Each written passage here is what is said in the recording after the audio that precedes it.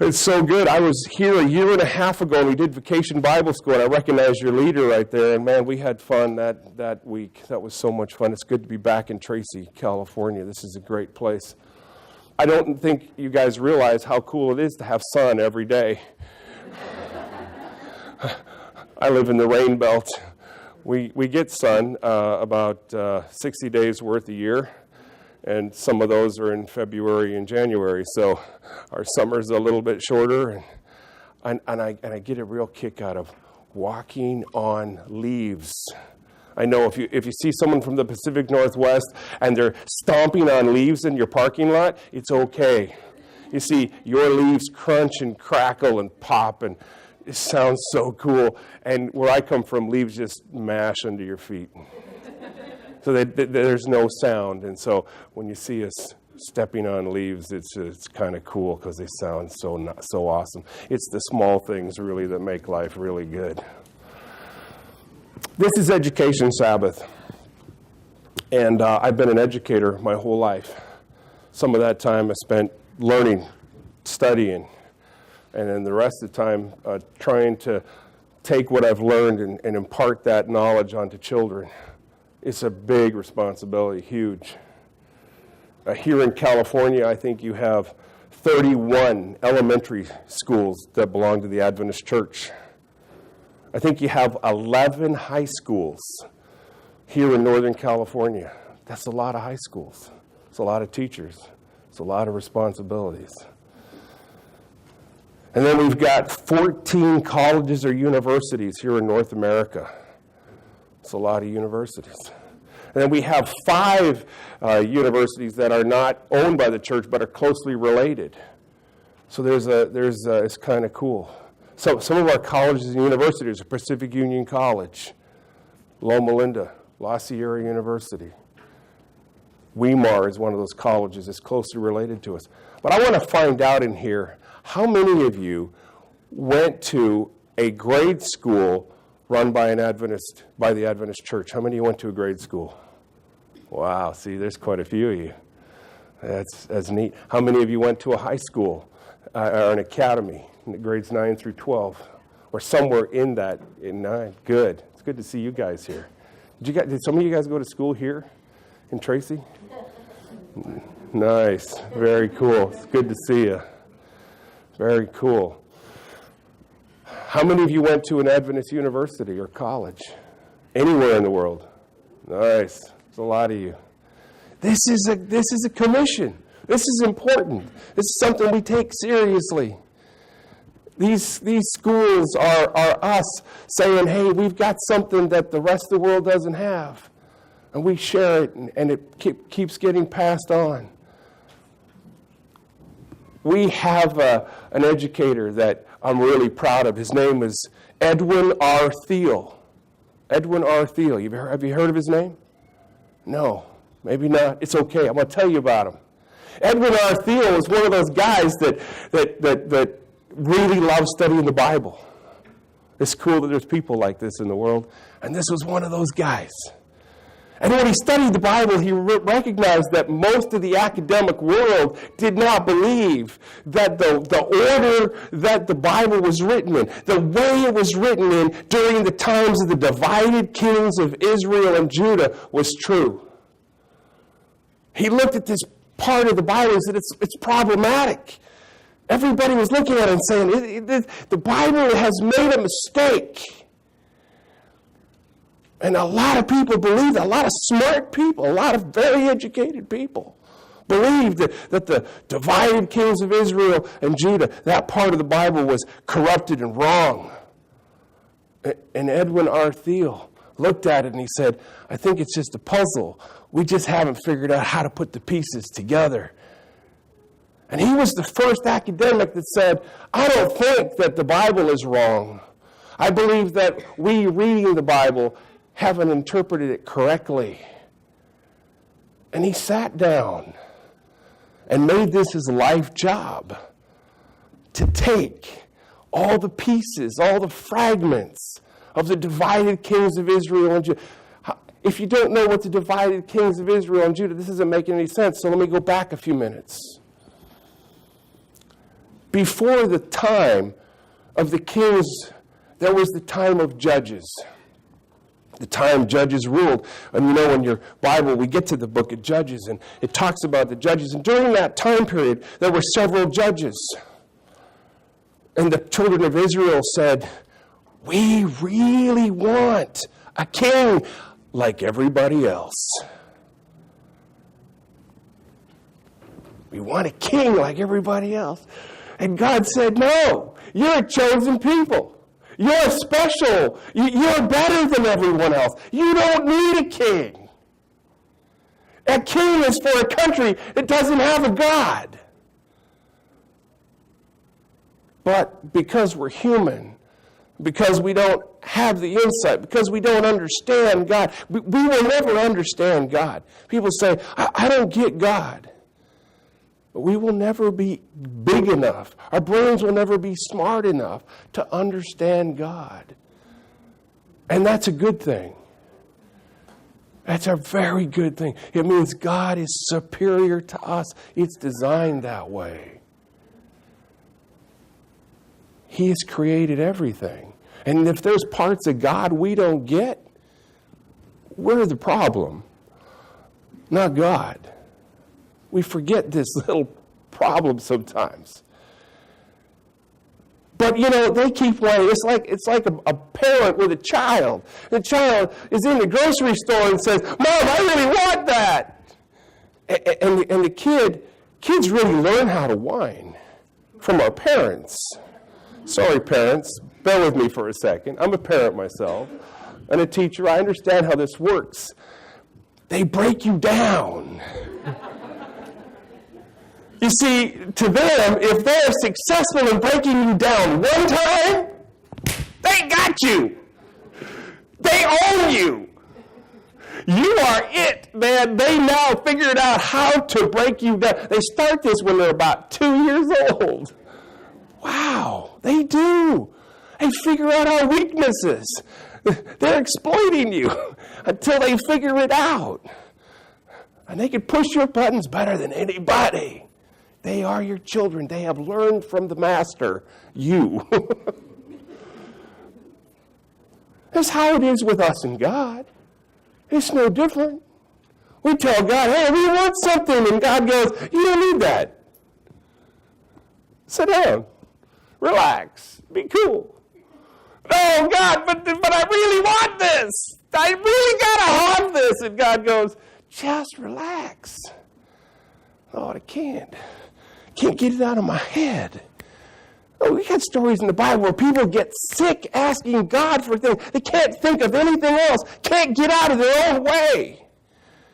Oh, boy. He's talking about me. He doesn't even know me. See, we're all like this a little bit. Maybe you've heard a politician that's like this. Oh, boy. Don't go there.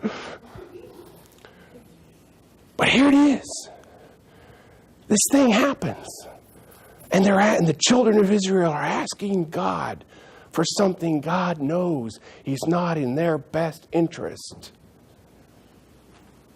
And yet, they who don't understand like God will keep asking the same question, hoping for a result. And you can break God down. We know that. God eventually will say, okay, all right. He won't make you sign a waiver. He won't make you say it's at your own risk. I think he just turns and cries. And we get what we want. So we had King Saul. Great king. He started off incredible. But Saul is a human, and he had a lot of weaknesses. And it didn't turn out so good at the end. Ishbosheth, King David, Jesse's son, comes to power. We look at King David and we say he was the greatest king that ever lived. That's how they describe him. I used to study the kings and queens of England. And I find out there's a lot of corruption in the kings and queens of England. And if they didn't like someone, Off with your head. King David was a great king. Did he make mistakes? Yeah, he did. He's probably the best king, though, we've ever had for an example. And even King David came short of the glory of God. We all will. You put your trust in man, you're going to be let down. Once in a while? Every time? If we put our trust in God, we will be let down how often? Never. Never. God says, I'm your God. You don't need a king. I am the King of Kings, the Lord of Lords. Hallelujah. King David has a son, Solomon. King Solomon's the last of the great kings on the earth. And then things fall apart. King Solomon had asked for a lot of taxes. So the next king said, I'm going to get even more taxes. That worked for 10 minutes and failed. And that is the end of the one king of Israel. It lasted a long time. 4 kings. That's it. God knows the beginning from the end. We know God knows the beginning from the end, yet we keep asking him for things God keeps saying no to. Whoa. What did he just say? He knows the beginning from the end. We know he knows the beginning from the end, yet you and I keep asking God for things that he knows are better for us if we don't get them. Oh boy. Welcome to planet Earth. And we'll keep repeating this cycle. Here's the whole Bible right there. That's it. That's all you need to know. That's the story. And sometimes we learn from our lessons and sometimes we don't. It's the life of a teacher. This is it. This is it. Divided kings of Israel and Judah. So for years, scholars have been looking at these pages going, hell, the time frame doesn't work. This can't happen. This can't possibly be true. And Edwin R. Thiel, remember that guy? He was a professor at Andrews University, got his PhD. And he started to put the pieces back together of the divided kings of Israel. And he came up with a formula. And it worked. People were pretty excited. Especially the children of Israel. They were excited because now their lineage looked good. They looked at this thing and said, this makes sense. The way the Bible said it was. Divided kings of Israel and Judah. Adventist education professor. I was at Walmart, Sam's Club, same store, Walmart, Sam's Club. Sam Walton created this conglomerate. And I'm in the store and I see something that really caught my eye because I love to study the Bible. And what caught my eye was a chronological Bible. And this was full of colored charts and graphs. The thing was this thick, and it was beautiful. And I saw that Bible, and I'd heard that there had been a chronological Bible before, a Bible that was written in order. And I went, oh, I've always wanted one of these. And somebody spent a lot of time making it really pretty and making it awesome. And I took it off the shelf, and I started to look at it, and I went, wow, this is awesome. I need one of these. It has Job at the beginning of the Bible. Shortly after Genesis, but very close to the beginning of Job was just tucked way in the beginning. Oh, it was cool, very insightful. I saw the Bible and I got excited. And then I had to look at the credits.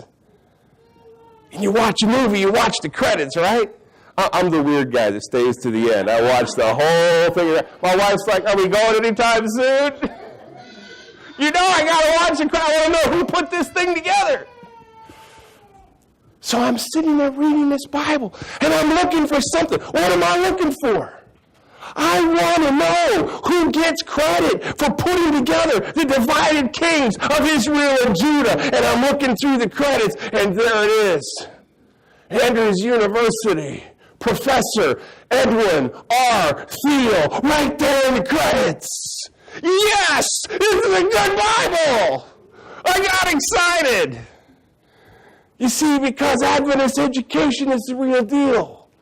It doesn't matter if you're learning Bible verses in kindergarten, or you're learning about U.S. history in grade school, or you're learning about algebra from the master.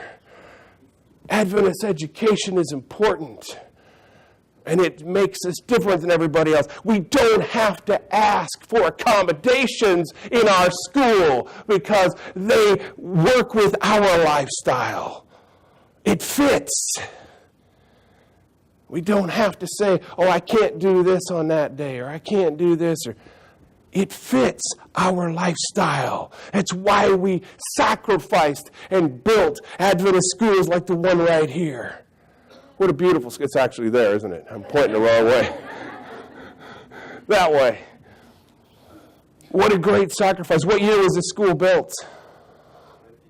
1952. What year was this church built? 50. We built the school before we built the church? Hallelujah! I'm home! This is great. This is what I'm talking about. The sacrifices that went on there. I go to a little Renton Adventist church. It's about, I think, the same size as your church. It looks bigger because we have a 40-foot ceiling. But nobody is worshiping in the 40-foot ceiling. So we do have a balcony, though, a little bit of a balcony. And it's a great church. Reminds me of this church, very similar style. And my mother-in-law passed away. Before that, my mom passed away. So I left two really good jobs to take. First, I took care of my mom, and then I had to take care of my mother-in-law. These are sad things, but they're important. If you ever have an opportunity to take time from work to take care of the people we love, you will never regret it. I didn't want any regrets in life. I didn't want to look back and say, this is what I should have done. So I was with my mother-in-law right up to the very end. She passed away in her sleep. It's hard. These are hard things, but it's just a part of life. And I realized at that moment when she passed away, all of the history passed away with her. Oh no. It's tragic. Every time someone passes away, they take history with them. And that history is who we are, especially if it's part of your family. And I decided right then and there that I was going to write a book of the history of the church before other people passed away and the history wouldn't be around to even capture anymore. She was 85 years old. She had a lot of history. She was a wonderful lady. So I started embarking on this journey of writing a book, and I started in the spring of this year, and I thought by September or October I'll have it finished. But you keep finding new leads and new pastors you've got to find their picture for, and people that were the movers and shakers and the sacrifices that people made to make the church, and that wonderful little old lady that kept her faith and didn't let anybody back down from the goals. And I started collecting the stories and the pictures, and all of a sudden it became really clear to me, this is a great thing to preserve. These churches, these schools have been made on a lot of sweat and blood, a lot of sacrifices to make a community special so we can worship in. And while I used to take it for granted, now that I'm working on the history, I'm becoming a lot more aware of the cool things that went into making the Adventist church what it is today. Education's important. And you have 20 of the most wonderful students. I've been in a lot of schools. I'm going to tell you, some of the most beautiful children are at Tracy Adventist School. What great memories. What a great place. This is a wonderful community, and God is blessed. And when you were doing your vacation Bible school, what a great memory. Great children come through here. This is your ministry. This is everything we do everything for. And then we have Sabbaths like this where we get to do a play and stuff. I was here when you did, what was it called, in the furnace? Oh my goodness, I was here that Sabbath. I was visiting my good friends, the Byerleys. I sat over there, I think. And wow, what a great thing. And you were just getting a new pastor at that time, and he was making a cameo in the play. These are great memories. This is a wonderful place. Let us never forget how wonderful Christian education is and what it can do for our community. I thank you so much for inviting me here and becoming a part of what you have going here. It is so special. And let us not ever take it for granted. I thank you so much.